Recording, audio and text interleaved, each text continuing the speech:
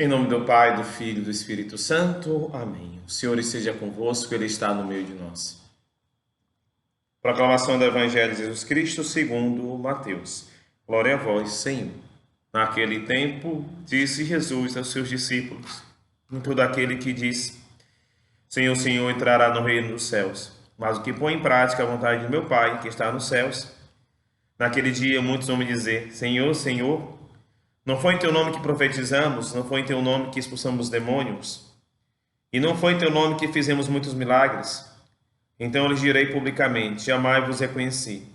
Afastai-vos de mim, vós que praticais o mal. Portanto, quem ouve estas minhas palavras e as põe em prática é como um homem prudente que construiu sua casa sobre a rocha. Caiu a chuva, vieram as enchentes, os ventos eram contra a casa, mas a casa não caiu, porque estava construída sobre a rocha. Por outro lado, quem ouve estas minhas palavras e nas põe em prática é como um homem sem juízo que construiu sua casa sobre a areia. Caiu a chuva, vieram as enchentes, os ventos sopraram e deram contra a casa, e a casa caiu, e a sua ruína foi completa. Quando Jesus acabou de dizer essas palavras, as multidões ficaram admiradas com o seu ensinamento. De fato, ele as ensinava como quem tem autoridade, não como mestres da lei. Palavra da salvação, glória a vós, Senhor. Amados irmãos, amadas irmãs, escutamos esse Evangelho. Essa semana o Evangelho está muito forte. Nos últimos dias escutávamos sobre São João Batista e também sobre a porta estreita e o caminho largo. Então hoje nós vemos também o homem imprudente que constrói a sua casa sobre a areia. Muitas vezes eu uso a expressão na missa, né, que a gente deve viver uma esperança, caminhar na esperança que parte da rocha que é Jesus Cristo, não a esperança humana, porque a esperança humana ela sempre decepciona. Em contrapartida, a esperança de Deus nunca decepciona, sobretudo se nós temos uma fé amadurecida. Às vezes a gente acha que Deus é o gênio da lâmpada, o gênio de Aladim, que Deus tem que fazer tudo aquilo que a gente quer, da forma como a gente quer e quando a gente quer. Deus, ele tem autoridade própria, autonomia própria, ele é livre. Então, nós podemos e devemos rezar, mas nós somos filhos. E o filho sempre deve estar sujeito à vontade do Pai. A obedecer, a amar, a escutar, a cumprir aquilo que ele pede. Por isso que Jesus ele é muito claro. Nem todo aquele que me diz Senhor, Senhor entrará no reino do céu, mas o que põe em prática a vontade do meu Pai. Por isso que nós devemos compreender que nós temos uma vocação dentro e fora da igreja. Nós somos vocacionados à vida, como nós somos gestados pela nossa mãe. Nós nos tornamos filhos de Deus pelo nosso batismo e a partir daí a nossa vida não é a mesma.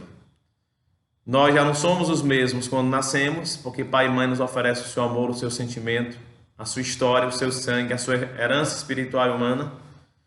E quando nós também somos batizados, nós também recebemos de Deus uma grande herança, uma herança espiritual. Nós nos tornamos filhos de Deus.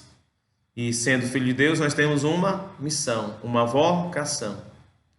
Vou repetir o que eu sempre falo, que às vezes pode parecer enfadonho. Não estamos mandando todo mundo ser padre ou freira. Mas se toda vez que nós fôssemos tomar uma decisão, antes a gente rezasse a Deus, pensasse, refletisse, procurasse o auxílio do Espírito Santo, tenho certeza que nós erraríamos menos. Tenho certeza. Se nós agíssemos menos pela pressão, pela euforia, pela agonia, pelo desespero, pela onda, e agíssemos mais com oração, com prudência, com fortaleza, com senso de justiça, com senso de piedade, com discernimento, consciência, eu tenho certeza que a gente erraria menos. Qualquer dimensão, seja algo mais simples, seja algo mais complexo. Mas às vezes nós somos levados pela onda. Às vezes a gente, como fala São Paulo, né? Não faz o bem que quer e faz o mal que não quer. Então, nós somos convidados a colocar o nosso coração junto do coração de Deus, para não fazer de conta que somos filhos, nem muito menos filhos obedientes. Por isso que nós somos convidados a construir nossa casa sobre a rocha, a sermos pessoas de juízo. Infelizmente, muitas pessoas aí fora são levadas pelos vícios, Não são somente porque são pessoas humanas. Muitas pessoas são levadas aos erros, não são somente porque são pessoas humanas, mas porque às vezes são pessoas que vivem longe de Deus. E viver longe de Deus não é somente estar na igreja. Padre, mas parece contradição o que o senhor diz. É porque às vezes a pessoa está na igreja, mas a pessoa não está em Deus. Quem está na igreja deve sempre procurar estar em Deus. Vida de oração, próximo da palavra, ser uma pessoa que pratica aquela fé. Isso faz a diferença. Como também estar em Deus sem estar na igreja é um pouco estranho. Porque se estar em Deus é estar no amor, ou até mesmo no meio do mar, a igreja é como que a vela, aquela que nos leva para algum caminho. Se nós dizemos que somente que acreditamos em Deus, a gente corre o perigo de estar no meio do mar sem direção. Eu vou acreditar em toda a imagem de Deus que me apresentarem. Porém, Jesus Cristo ele é claro. Deus ele é claro. A palavra de Deus, o Evangelho ele é claro. Agora os detalhes nem sempre são. Por isso que é importante a gente procurar enxergar com os olhos da igreja, obedecer com os ouvidos da igreja, agir com aquilo que a igreja orienta. Porque no coração da igreja sempre está Jesus Cristo, no magistério da igreja sempre está Cristo. E Deus, tão amoroso como ainda nos deu uma mãe. Por isso que ao longo dos últimos mais de 2000 anos, a igreja está de pé. Às vezes falha, às vezes acerta com seus pecados, mas também com seus santos, com seus modelos, com seus mártires, com tantos homens e mulheres de caridade, que nós nem sabemos o nome, mas que estão aí fazendo bem. Então, é importante que a nossa casa esteja construída sobre a rocha.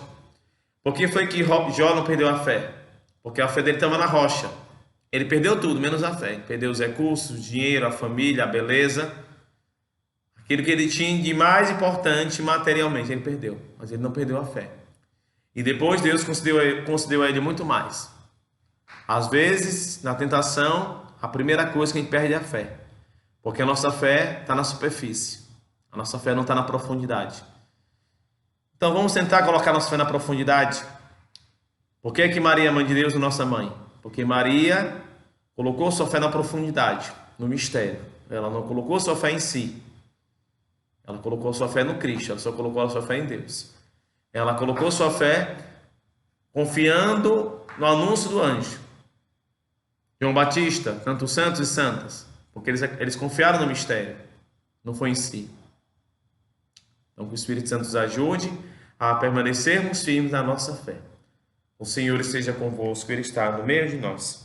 Desça sobre cada um de nós a bênção do Todo-Poderoso, o Pai, o Filho, o Espírito Santo.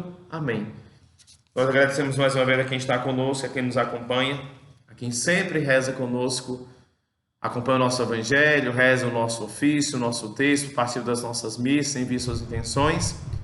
Seja de perto o da nossa paróquia, ou seja, os de mais longe, os irmãos e irmãs da Europa, os irmãos do Ceará, os amigos de Fortaleza, os de outras paróquias de Belém, aqueles que nós não sabemos o nome.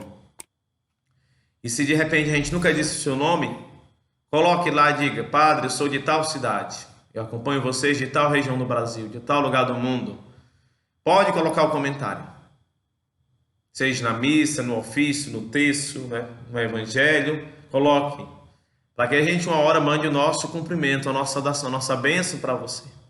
Tá certo? Um grande abraço, Deus abençoe cada um de vocês e tenhamos um excelente dia.